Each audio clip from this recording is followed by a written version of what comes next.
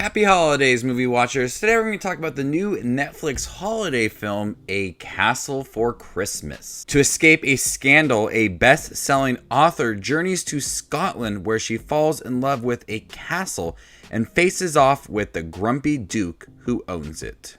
A Castle for Christmas stars Brooke Shields and Cary Elwes from The Princess Bride. I love that movie, so I was really excited to see this film. It's a holiday film. It's got a pretty decent cast. It is directed by Mary Lambert, and it's the holidays, so it's just the right time to sit down, get cozy. Christmas lights are on, and a fun Netflix holiday film. This was a frustrating one to get through, more so for the story, because we have this author who's very popular. She goes on the Drew Barrymore show, and there's a scandal. But from that synopsis, you would think it's like something else, but had something to do with her character in the end of her story, and it was very unbelievable. So she went to Scotland. Her father had grew up in Scotland in this castle, and the person who owns it, this duke played by Cary Elwes, is in a financial bind. He's not able to, live there anymore. So she agrees to purchase the castle, but spends 90 days in escrow and then eventually just stays there while she's in escrow. It is the most lazy way to keep your character in one spot so you can eventually have the two characters fall in love. We have Cary Elwes playing this grumpy duke and Brooke Shields playing this author. The typical Hallmark Netflix holiday fashion, they hate each other right off the bat, but they spend more time together. She just stays there. She's running tours and she's having like knitting club and everything. They eventually do fall in love. We know what's going to happen. There's no reason to spoil it. We know what's going to happen with this kind of film. The way that they just keep her character there is just so ridiculous. Like, she just wants to spend her time there. While we watch Cary Elwes' character struggle to live there, she's doing everything she can to make sure that she is set up for purchasing this castle. And so it's the most lazy attempt to keep our characters together, to force a relationship. It does feel forced. It does feel like there's no natural progression for these characters because it's just forcing Brooke Shields' character into a predicament to further the relationship between the two. And there's hardly any chemistry between Brooke Shields and Cary Elwes. They're both talented at what they do. I'm not saying that. We've seen plenty of good roles from them before.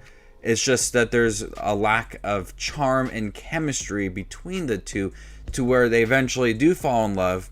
You just don't feel it. You don't feel it. You don't go, and you love seeing them two together. And the eventual struggle between them two, I just didn't really care for it. I didn't really care for the characters either. Having Brooke Shields' character leave because the way that people didn't like the last part of her story, it's just not very believable. And just the whole movie itself is not believable.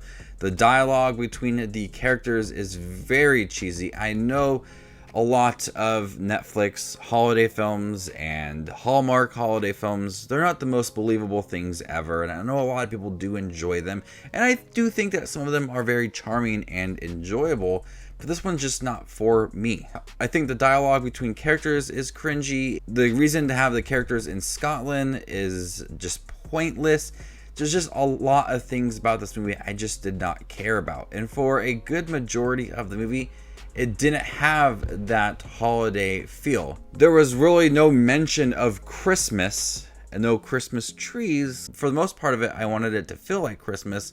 We really didn't get that towards the end of the movie. So A Castle for Christmas, I was excited to watch it. It's Christmas. I will put anything on that has the word Christmas, anything that is surrounding Christmas, I will put it on. Starting November 1st, I don't care what it is, I will watch it.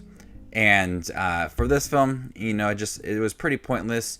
The way they navigated the relationships, it just felt forced. There was no chemistry between the characters. So overall, it was a film that it was frustrating to watch, but I did like it because it had some Christmas magic in it, and lights and snow, and all of that made me feel really happy. But everything else was just pretty pointless and mediocre at best.